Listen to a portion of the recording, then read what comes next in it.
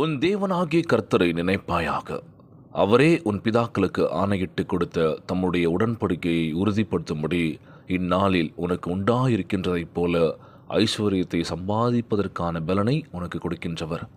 உபாகமம் 8:20 சொல்லக்கூடிய அழகான வார்த்தைங்க. என் அன்பு சகோதர சகோதரிகளே, ஆண்டவர் நாமத்திற்கு சோத்திரம்.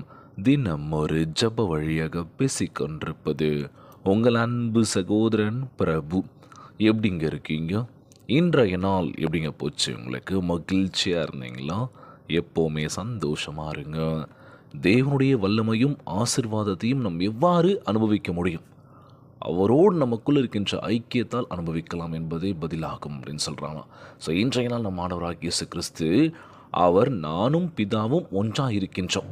யோவான் 10:20 சொல்லக்கூடிய அழகான வார்த்தைங்க.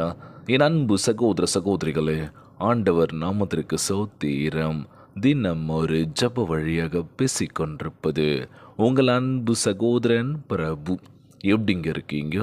இன்றைய நாள் எப்படிங்க போச்சு? உங்களுக்கு மகிழ்ச்சியாக இருந்தீங்களோ? எப்போவுமே சந்தோஷமாக இருங்க. என் அன்பு சகோதர சகோதரிகளை நம் ஆண்டவராகிய இயேசு கிறிஸ்து நம்மோடு கூட இருக்கின்றார். நம்ம வாழ்க்கையில் கற்றுக்கிட்ட பாடங்கள் நிறைய. யாரை நம்பணும், யாரை நம்பக்கூடாது, யார் எப்படி அப்படின்றத புரிஞ்சிக்கிற ஒரு நேரம் நமக்கு வரும்ல. கண்மூடித்தனமாக நம்ம நம்புவோம். நிறைய பேர் சொல்லியிருப்பாங்க, அவங்கள நம்பாதீங்க, அவங்க ஒரு மாதிரிங்க, அவங்க தேவைக்கு பயன்படுத்திட்டு அதுக்கப்புறம் இது பண்ணுவாங்கன்னு சொன்னாலும் அவங்களுக்கு புரியாது. அவங்க பட்டு அந்த வெளியில் வரும்போது தான், அந்த வலியை பட்டு வெளியே வரும்போது தான் தெரியும், ஐயோ அன்றைக்கி நிறைய பேர் சொன்னாங்களே அப்போ புரியலையேன்னு சொல்லி. ஸோ இன்றைக்கி நம்ம கண்மூடித்தனமாக நம்பணும் அப்படின்னா நம்ம ஆண்டவராகிய இயேசு கிறிஸ்துவ மட்டுமே தான். அவர் நம்மளை ஒருபோதும் கைவிட மாட்டாருங்க. உண்மையுள்ள தேவனாக இருக்கின்றார். நம் முழு மனதுடன் அவரை பின்பற்றும் போது இந்த ஆசீர்வாதம் நமக்குள்ளாக வருகின்றது. கலங்காதீங்க. வேதாகமத்தை எடுத்து வாசிங்க. ஒவ்வொரு வசனமும் நமக்கு கொடுக்கப்பட்ட அழகான வார்த்தை அது. ஸோ இன்றைய நாள் தேவனுடைய வார்த்தையை வாசித்தால், அவருடைய கட்டளைக்கு கீழ்ப்படிந்தால், இயேசு கிறிஸ்துவை உறுதியாய் பற்றி கொள்வதால் நமக்கு ஆசீர்வாதங்கள் பலுகி பெருகி இருக்க போகின்றது. அதனால் யாருமே இல்லைன்னு சொல்லி வருத்தப்படாதீங்க. என்னை விட்டு போயிட்டாங்க, எனக்கு துரோகம் பண்ணிட்டாங்க அப்படின்னு சொல்லி அதை பற்றி யோசிக்காதீங்க. எதை பற்றியுமே வாழ்க்கையில் யோசிக்காதீங்க.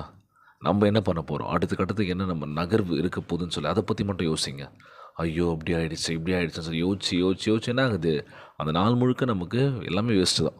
நம்ம பண்ணக்கூடிய வேலையை கூட நம்ம என்ன பண்ணுவோம், அன்றைக்கி பண்ணாமலே விட்டுருவோம். காரணம் என்னென்னா, ஏதோ யோசிச்சு அவ்வளோதான், அந்த டே முடிஞ்சிடுச்சுல்ல. வேணாம், யோசிக்கிறதை விட்டுட்டு நம்ம என்ன பண்ண போகிறோம், நம்ம என்ன செய்ய போகிறோம், அதை பற்றி யோசிங்க. ஆண்டவருக்கு முன்பாக நம்ம ஜபிக்கின்ற வேலையில் நிச்சயமாய் நம்மளை மாற்றக்கூடிய வல்லமை ஏசப்பாக்க இருக்குல்ல. நான் உன்னை விட்டு விலகுவதும் இல்லை, உன்னை கைவிடுவதும் என்று வாக்கு கொடுத்திருக்கின்றார். மகளே மகனே, நான் இருக்கேன், தைரியமாக எதுவும் கடந்து போகுங்க வாழ்க்கையில். இப்படியே இருக்கு பிரதர், என்ன பண்ணுறதுன்னு தெரியல. என் மகளுக்கு திருமண வரணும், நல்ல வேலை கிடைக்கணும், அதுக்காக ஜெபிச்சுக்கோங்கன்னு சொல்லி கேட்குறாங்க. கண்டிப்பாக ஜெபங்கள் இருக்குங்க. நீங்களும் ஜெபியுங்கள். ஆண்டவரத்தில் கண்டிப்பாக எல்லாமே கண்டிப்பாக நடக்கும். ஆண்டவரத்தில் வந்துட்டீங்களோ, அவர் ஒரு போதும் நம்மளை கைவிட மாட்டாருங்க. அவருடைய வார்த்தைக்கு கீழ்ப்படியும்படி உங்கள் முழு உள்ளத்தோடு அவரை தேடும்படி இன்றைக்கு தீர்மானியுங்கள். ஆண்டவரே, நான் முழு உள்ளத்தோடு நான் நேசிக்கிறேன், உங்ககிட்ட நான் வந்து ஜெபிக்கிறேன், என் ஜெப விண்ணப்பங்களை கேட்டுங்களை ஆசீர்வதிங்கப்பா.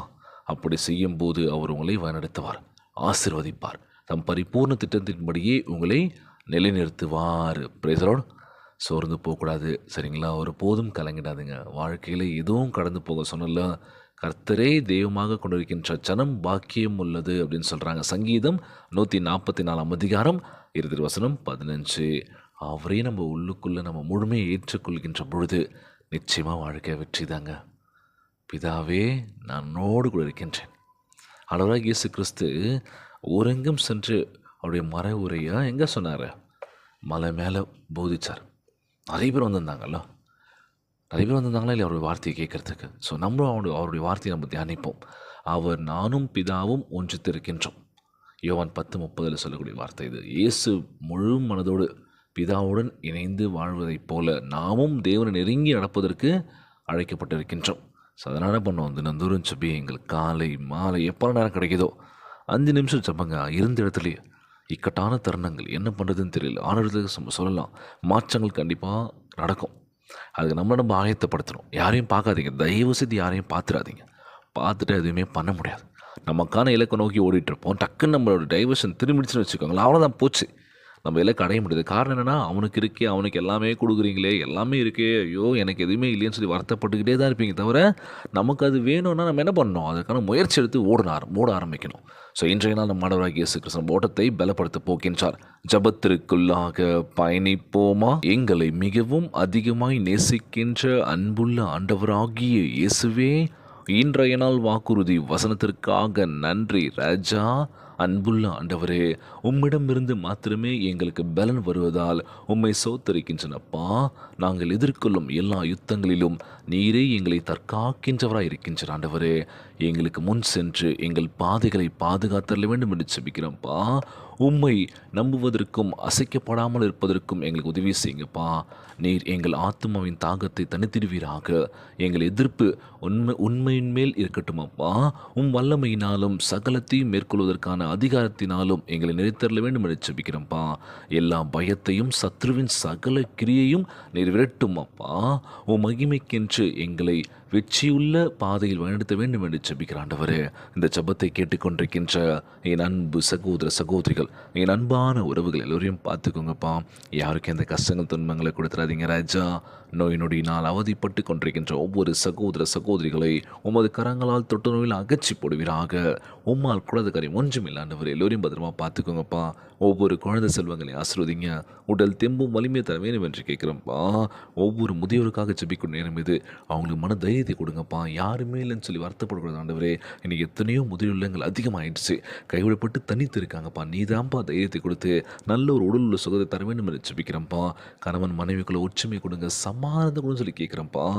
எந்த பிரச்சனையும் இல்லாமல் சந்தேகம் இல்லாத ஒரு வாழ்க்கை வாழணும் ஆண்டவரே. ஒற்றுமையாக இருக்கணும்ப்பா.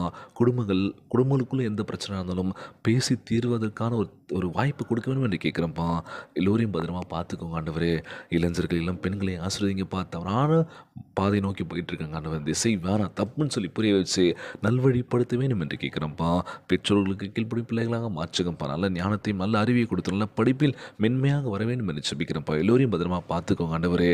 இன்றைய நாள் ஜெபம் இயேசுவின் விலையேற பெற்ற நாமத்தினாலே ஜெபிக்கின்றேன் நல்ல பிதாவே.